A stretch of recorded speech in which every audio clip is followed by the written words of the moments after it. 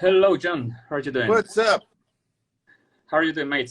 I'm Here's doing good. How are you? everything's fine here. Well, as fine as it can be, considering the situation. Yep, Uh, exactly. Same but over here. you're in New York? In New York, besides everything else, we had a hurricane come through 2 days ago. Yeah. Well, then just lift your wrist already and You get done with know, it. that's it. That's it. But thankfully, everybody's safe and my house didn't fall down, so we're okay. For now. Yeah, yeah. How are you? I'm fine. Things are getting well. I'd say they're getting better in Spain in comparison to May and April and March. Yeah. Still, we're getting into some selective lockdowns in some areas of the country. Sure. So there's been some spikes, as everywhere in the world. It's been contained. I'm not so sure about it's being useful, but at the moment it's a bit better. If you look at the statistics, deaths in the country are within the expected. Right. Still, there's a lot more cases, being confirmed because a lot more people is being tested. So that contributes to people being a bit paranoid about the whole thing. Right. Exactly. Yeah, and it's in the U.S. As you might know, it's just different state to state. New York got hit really hard early on, and then got it under control. But then the other areas of the country, like in the South, like in Florida and Texas and places like that, just started to get hit really bad. So, it's we're all doing what we can to make sure we don't catch it and don't spread it. Yeah. And get done with it as soon as possible. Now, I think in France they're starting to open up in September. I think for 5,000 people gatherings. Okay, good. Social distancing and masks and so on. Gotcha. Let's see how that comes out. Right. Exactly. We are locked down again in the dead of the winter. But still, in your case, it was a very productive period. It was a very productive lockdown. People just went into their sofa, watched Netflix, and they just ate everything they could get their hands on. You did a solo record. So how that came about, it was something that you already had in the plans, right? But you kind of accelerated it. Exactly. I did. We Dream Theater had just finished the end of February. We finished a European tour. We had filmed 2 nights in London. That it's actually going to be a DVD that's coming out later this year.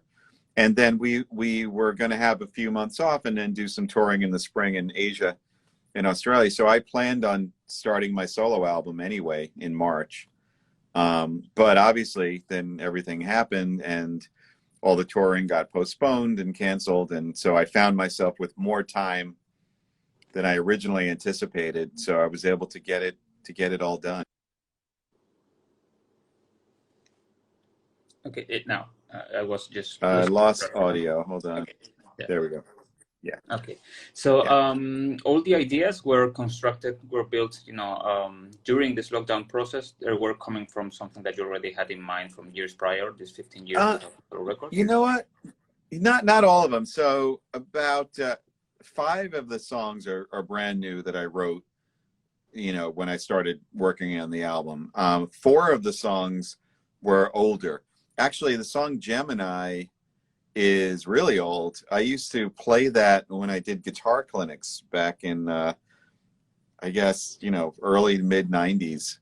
I would do a lot of guitar, like masterclass kind of clinics, and I would play along to these little songs I wrote on a little sequencer.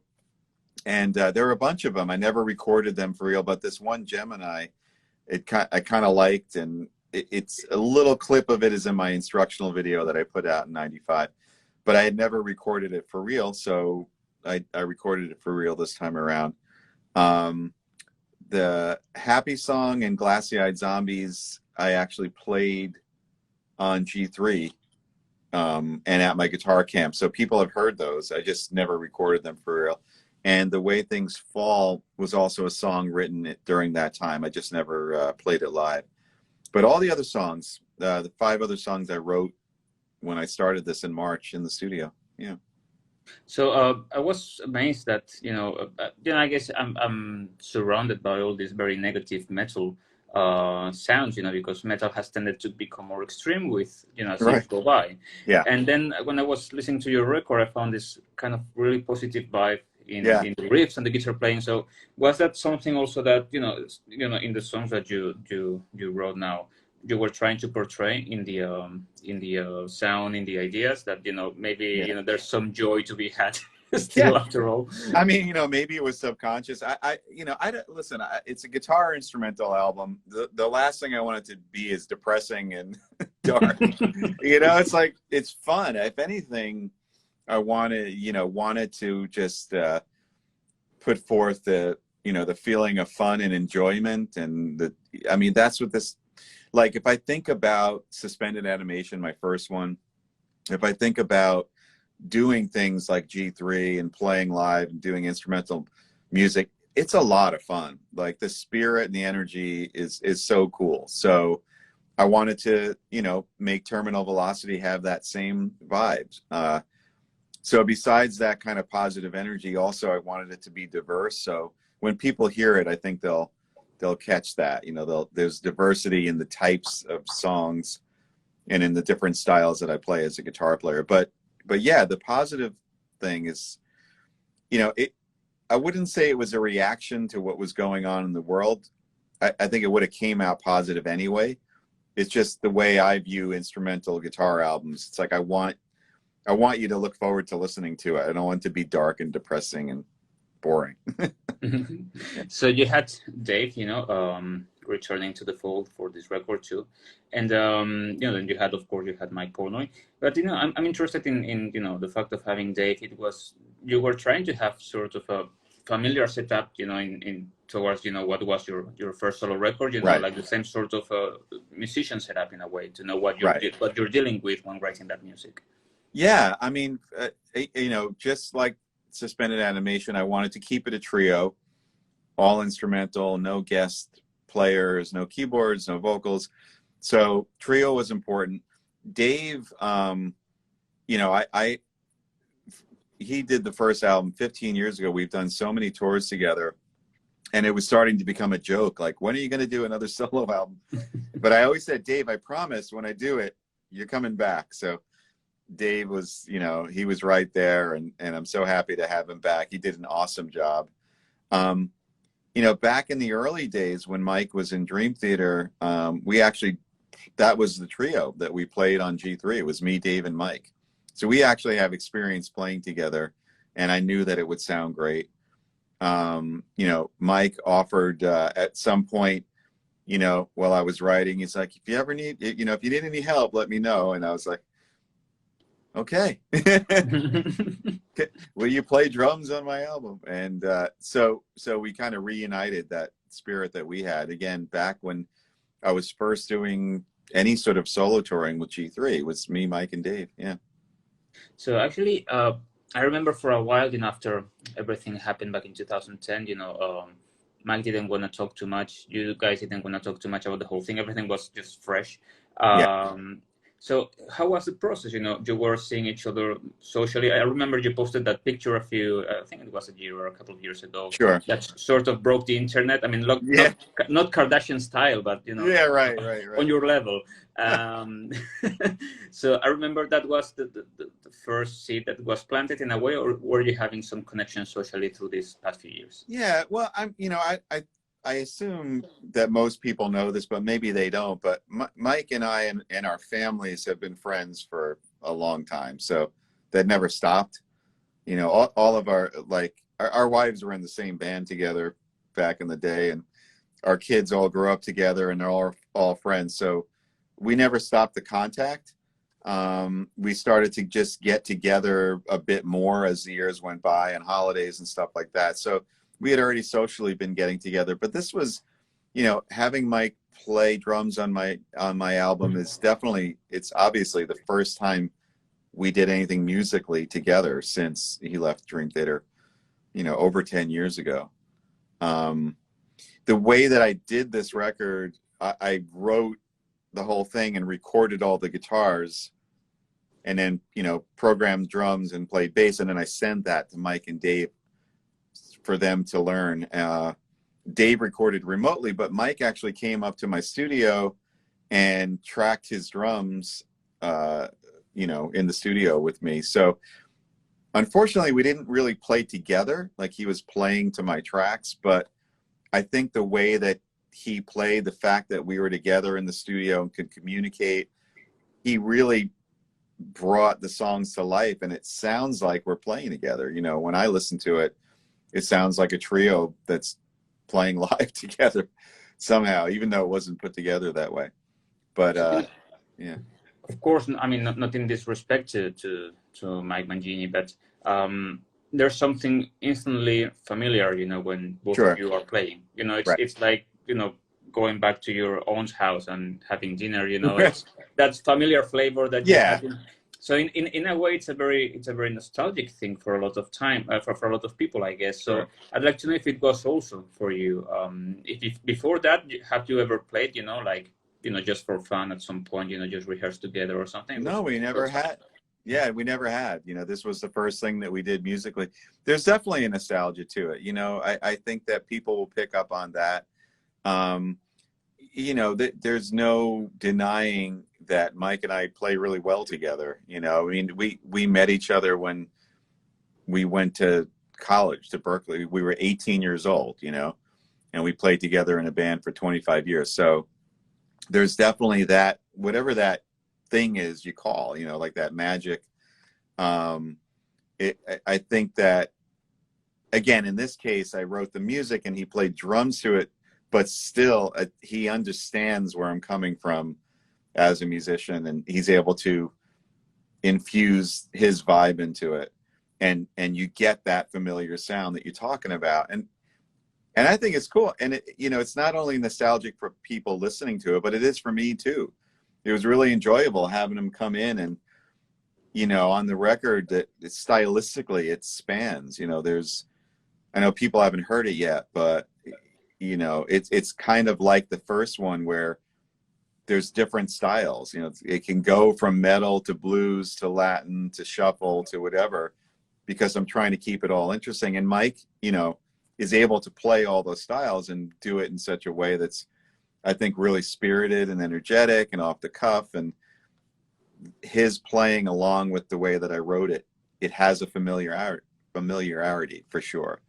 So I think you're right. I think people will definitely pick up on that, and it's a good thing. I think it should make people happy. It makes me happy. It makes Mike happy, and you know, in the end, I'm really glad that he, really glad and thankful that he said yes when I asked him, and there you have it. So I guess that, you know, some Dream Theater fans are getting, you know, all excited about the possibility of Mike coming up at some point and joining the band again. I guess that you're happy at this point with your drummer today. Yeah. So of course, you know, but there's always this nostalgia factor, and of course, you know, Peter Criss coming back into Kiss and Ace Frehley coming back into that sort of thing. Is that something that maybe for not just for a reunion, a full-time reunion, but something special you could consider? You know, like Pink Floyd did their Live 8 thing, you know, that Right. they brought everybody together. It's something that you would consider? I mean, I understand where people are coming from with that, but one of the concerns I had a little bit, not musically at all, but about Mike doing this with me, is I didn't want people to get the wrong idea. I think it's really important. You know, the Mike Mangini has been in Dream Theater for 10 years now. And I can't, how many albums did we do together already? 3, you know, 2 live albums. Actually, it's our 3rd live album. A lot of music and touring, and he's the drummer in Dream Theater. So I didn't want there to be any weirdness or like conception that, oh, this means that Mike's going to come back, because it's just not the case, you know. I think that for me, in a selfish way, I get the best of both worlds, because I get to play with 2 of the greatest drummers in the world, and, you know, in Dream Theater and with my solo stuff, and it's great for me as a guitar player. It's wonderful. But I think it's really important for everybody's sake, you know, for fans to understand this. I think it's important, you know, out of respect for both drummers, for Mike Mangini and Mike Portnoy, that there's no like misconstrued, you know, thing. Oh, this means something else. You know, this is him playing on my solo album, which is a really happy moment for me. So the whole approach Yeah. is like that when you have divorced parents. You know, you get Yeah. twice the presents for Christmas. Right, exactly. Yeah, you got to be careful. But you know, for me, I knew that that would kind of be part of the story. Like I accept that. So the best I can do is try to be as clear as I can. You know, I don't want people to get the wrong idea. I don't want to create any drama or like weirdness. It's just because it's all positive. You know, it's like I made a solo album finally after 15 years, and I got my friend to play drums on it, you know, who I haven't played with in 10 years. So that's the vibe, you know. It's something that you plan on. I mean, if the world doesn't implode before that, Yeah, it's something you right. plan on bringing out on the road at some point, maybe for select performances or something. You never know. I mean, you know, it's like, obviously, like you said, we don't know what's going to happen touring wise or when every band on the planet is in the same position. And I think when it does pick up, the focus will be Dream Theater, obviously, and our plans. But if opportunities arise, whether they be, you know, G3 or solo opportunities, then yeah, you know, I'd love to play this music. And now that I have 2 solo albums, finally, I can play different songs because I've been playing the same songs for 15 years. And every time I do G3, Mick Brigden, Joe's manager, is like, John, you have any new music? Come on. So finally I can, you know, but I don't have any like touring plans specifically for my solo album, but now if things arise, I have more music to play, so that's good. So were you using also part of this downtime to do some more like Dream Theater oriented sort of writing, or all that's like Yeah, I mean, you know, there's a lot going on musically this year. Obviously, everybody is trying to be creative. The Dream Theater sort of schedule is different now. You know, we would have been touring in the spring. We would have been touring now, and then we probably would have been off for the fall and winter. But now that that's all changed, we'll go back in the studio because nobody wants to sit around and do nothing. You know, we're musicians. We're creative people, and so we're going to make music, you know. So yeah, our schedule has been sort of shifted, I guess, because of the pandemic. Yeah. So one of the things that was one of the ideas that was floating around at the beginning of this whole pandemic thing was that you know, without the live activity and without shops being open, you know, supposedly streaming had gotten, you know, a tremendous spike in you know, people just getting engaged into Spotify and all the other platforms. Sure. Was that the case? Is something that you have actually noticed, you know, from the streaming platforms, you know, for Dream Theater and for your own stuff? Right. Well, you know what? I honestly, full disclosure, I'm definitely a little bit more in touch with it as far as my solo album goes because I'm releasing this on my own label, my Sound My Music label, and it's through worldwide distribution with The Orchard. So I'm way more on top of what is happening in my own career as far as the tools that are out there, you know, to bring people music and engage fans and listeners. And I definitely have seen an uptick in that in my world for sure.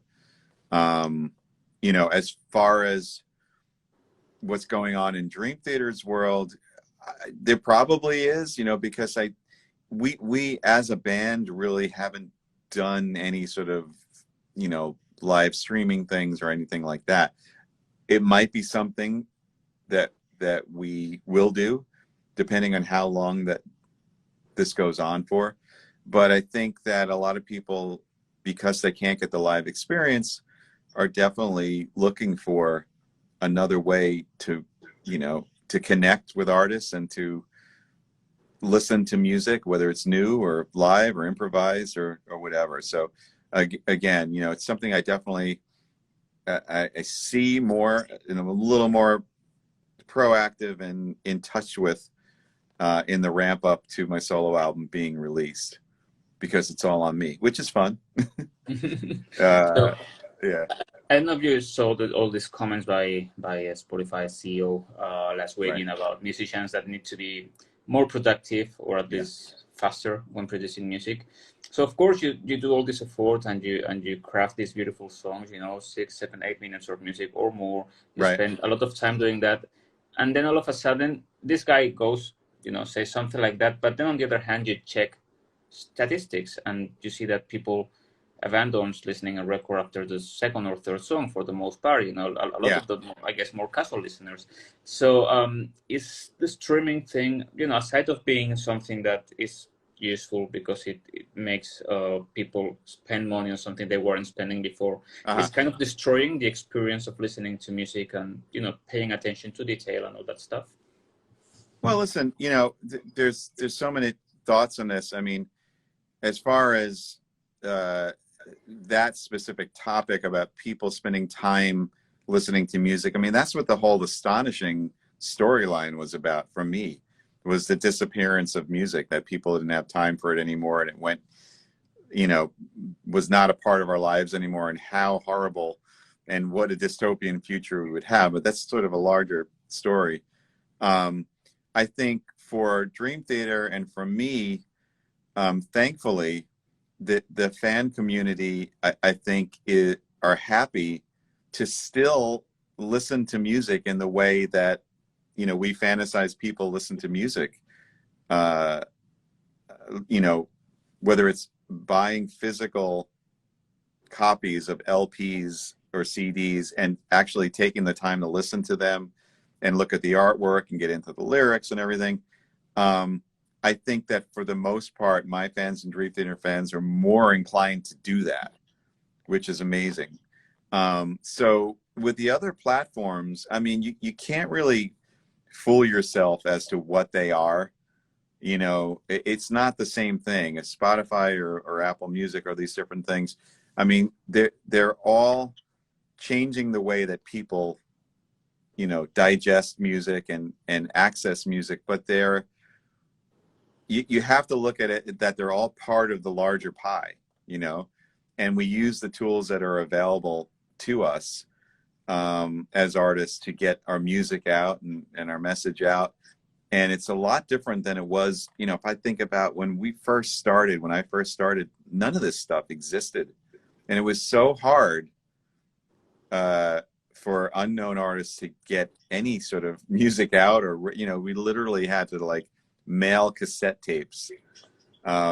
So yeah. So you could look at the other side of it, is that, it actually empowers independent artists as well to be able to get their music heard and market themselves and do all the important things that you need to do to have a music career.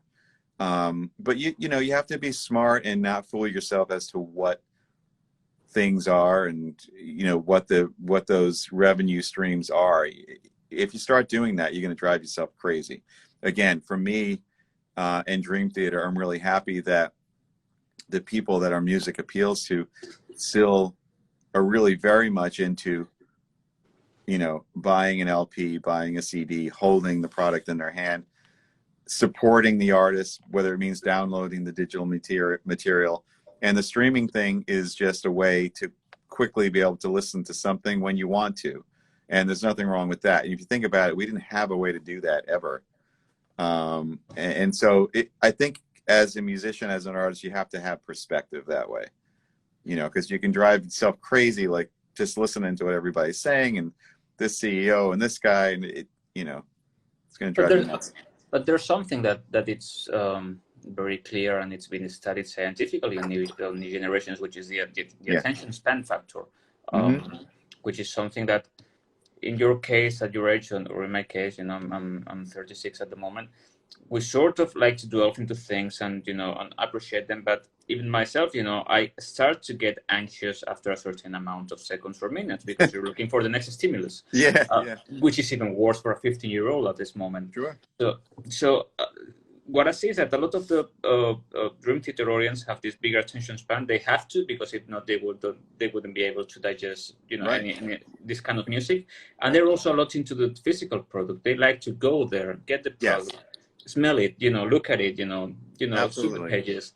So in a way, that's probably your band. It's part of a generation that it's going to be long gone. In a while. Because what's coming after, it's 3 minute stuff like it was back in the 60s. Singles.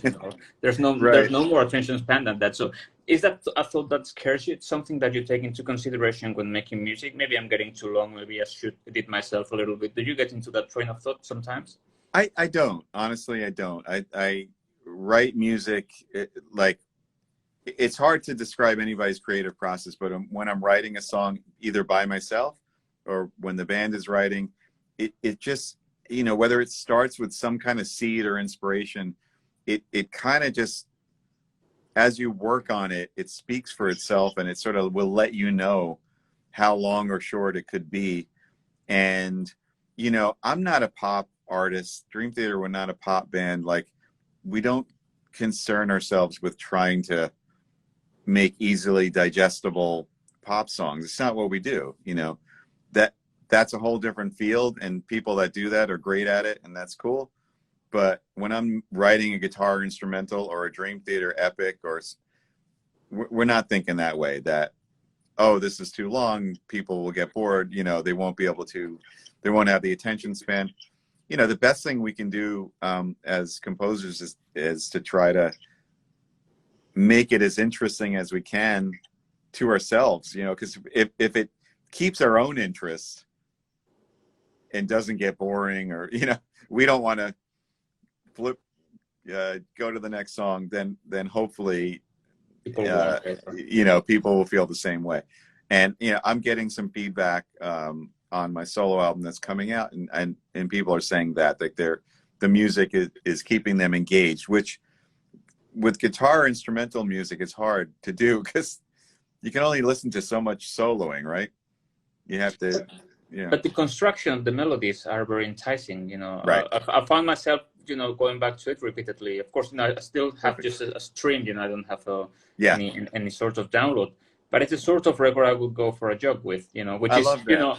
it's kind of weird, because it's instrumental music. But I usually go for jogging with whatever, Michael Schenker or Gary Moore. With longer songs with big progressions that kind of make you drift away. And that's something that this record has. It has that quality, but with a really positive vibe and sort of an escapist theme, in a way.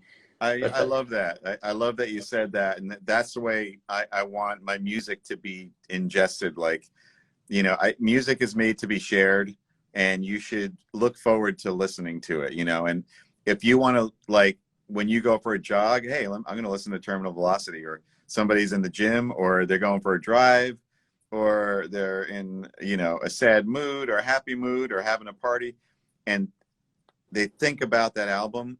That's perfect. That's awesome. You don't want it to be something.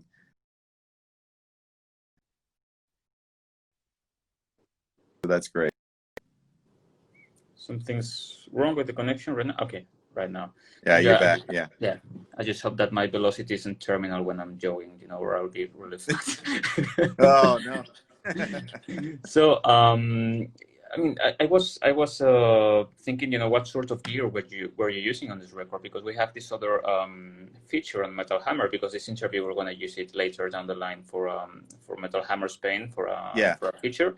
So there's a different feature called Gear Talk, and I'd like you to give me a detailed rundown, well, as detailed as you can give me of the guitars on the amps that you've used and the effects on this record. Well, can I flip the camera view on this to show you what I'm looking at? All right, let me just record this. If I can show you. Okay. Do I have you?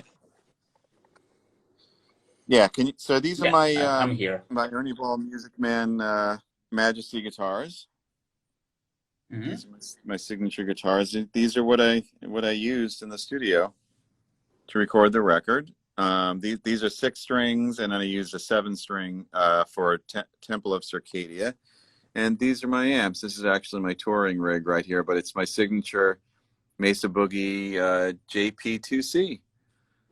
And that's the guitar sound you're hearing. I mean, it's literally the guitar into the Boogie, and Mike threw the 4x12 boogie cab, and that is the sound. I mean, the wah that I use is my signature JP wah. There it is.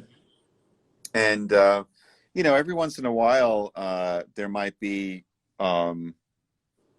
you know, an effect. It didn't really use a lot of effects. I mean, the delay effects are plugins in the mix.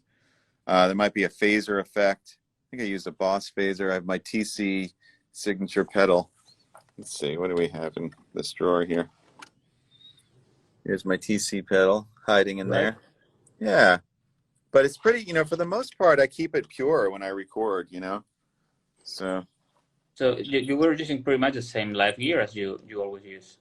yeah, the only difference is the actual head that I used. It wasn't one of these. It was just another one that I had, you know, loose in the studio. But yeah, it's the same head. It's the same model. So you had, for instance, you know, when you were building those ideas, you already had the drum parts figured out, you know, with electronic drums or with any you know, like drum pads or whatever. You had all the drum ideas already mapped out, so you could put your guitars on top of that, or you waited until Mike came in to figure it out? No.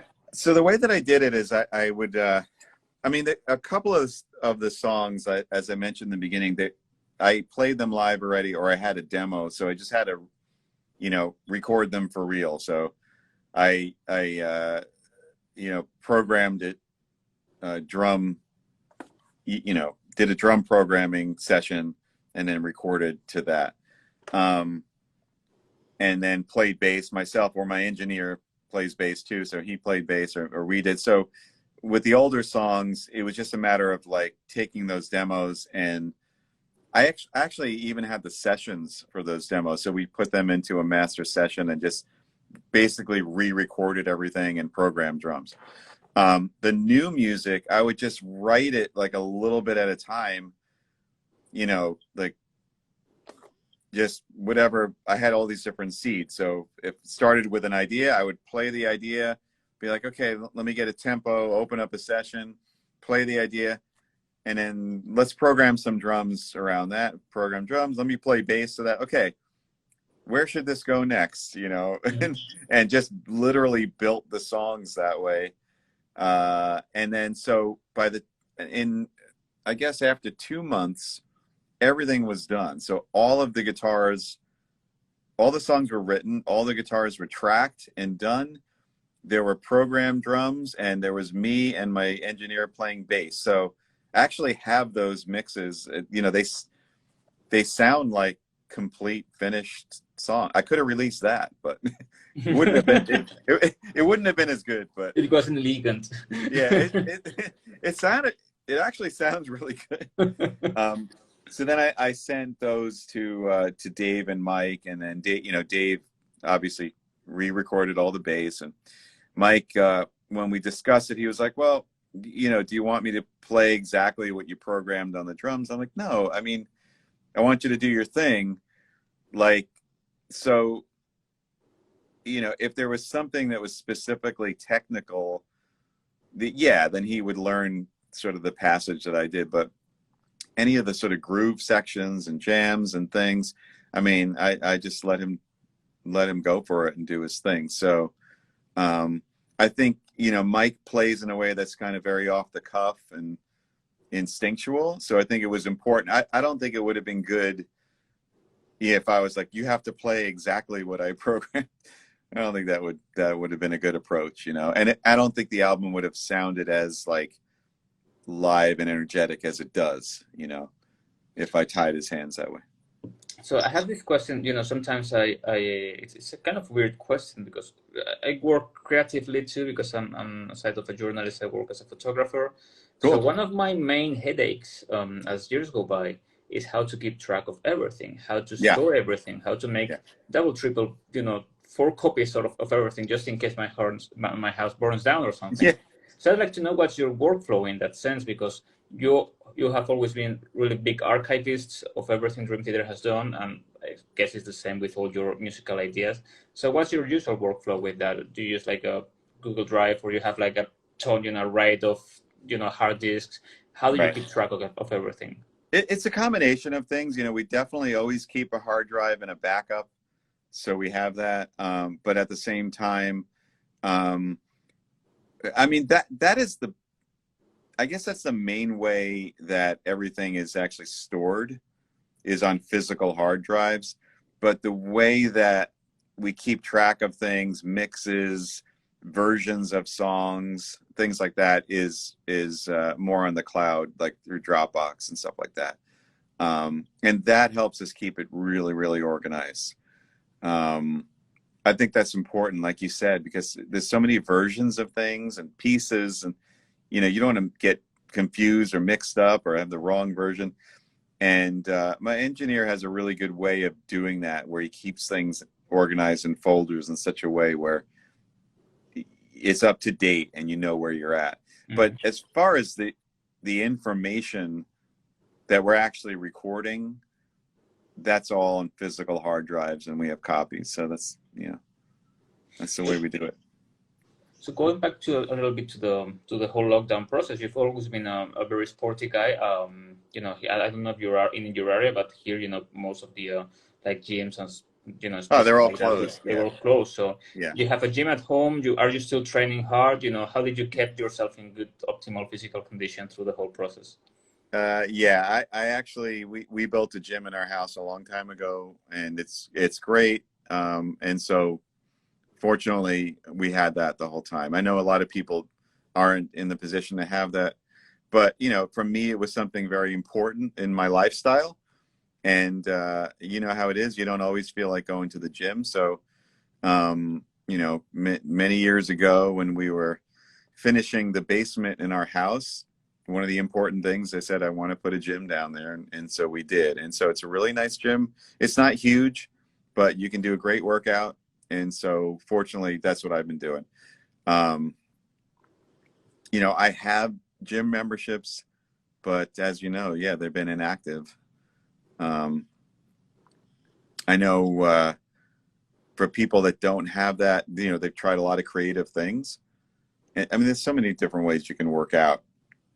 You know, you don't have to have a gym necessarily. Yeah, you can do it with your own weight, you know. I mean, that was, Yes. you know, what a lot of people did during the lockdown process. Exactly. So, you know, I think that one of the things that became hard for a lot of people during the process is to watch your motivation level, you know, in actually wanting to do physical activity, or your diet, you know, and being whatever, frustrated or anxious or depressed, and then not eating right. You know, that it's easy to get into that as well. But you know, none of us are perfect, and we do what we can do.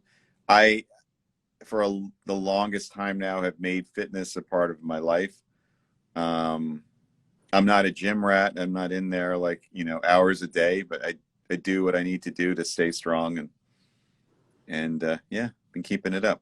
Actually, I remember involuntarily, I ended up being for for 5 minutes, Yeah, a gym partner with you without knowing, because we were in the same hotel in Toronto. Oh wow. Yeah, in Toronto, I think it was That's so when you cool. played with Iron Maiden 10 years Yeah. ago. So I Oh was my there God. like lifting weights, and I was like, "Who the fuck is this guy?" Who's this hairy guy lifting weights? So you do a lot of cardio too, or you just concentrate on weights? You know, I go through cardio phases. Depending on Right now I'm in a non-cardio phase. There was I don't know, the last tour I was like, or maybe the tour before that, I was really into it. I have to do my cardio every day, but you know, I'm in a non-cardio phase. But I always feel like it's not a good thing to do. I don't recommend it. You know, my wife, like, you know, bikes a lot and goes like on these hiking trails, and I went with her. It's like I can't even, I'm walking like a mile and a half, and I'm like, I gotta go home. So it's not, you got to keep the cardio up. I don't follow my own advice. It's been mostly just weight training. Yeah. So you've been coming to Spain because, you know, even though we have people from all over the world watching this interview through social media, well, this is for Metal Hammer in Spain. So I'd like to know, and I know it's a bit difficult sometimes because you have some memories in your head. Yeah. If you can actually pick out one memory or one situation in Spain that you kind of remember, after these many years of coming here touring? Like a specific moment in Spain. Yeah. It might be a dish, or it can be a drink, or it can be a whatever, or a walk in a park. You know what?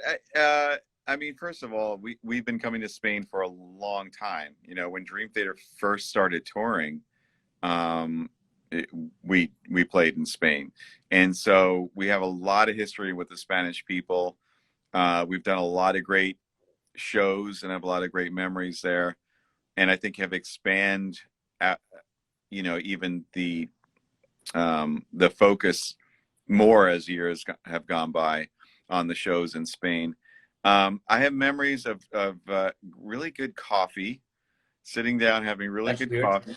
Yeah, I don't know, maybe it's a weird thing. It definitely have had those memories in Italy and Brazil and places where you would think, but for some reason I've had some Spanish coffee that was really good. The Brazilian roast. yeah, right. But, I remember something funny like that. It really was like a reality check. That I took Spanish when I was in elementary school, high school, whatever, and so I can speak a little bit. But when I first went to Spain, I'm like, oh, I'm going to speak Spanish, and I could not hold a conversation. I couldn't understand. Like everybody spoke way faster than I could ingest. So I realized I have no Spanish language chops. I realized that very quickly.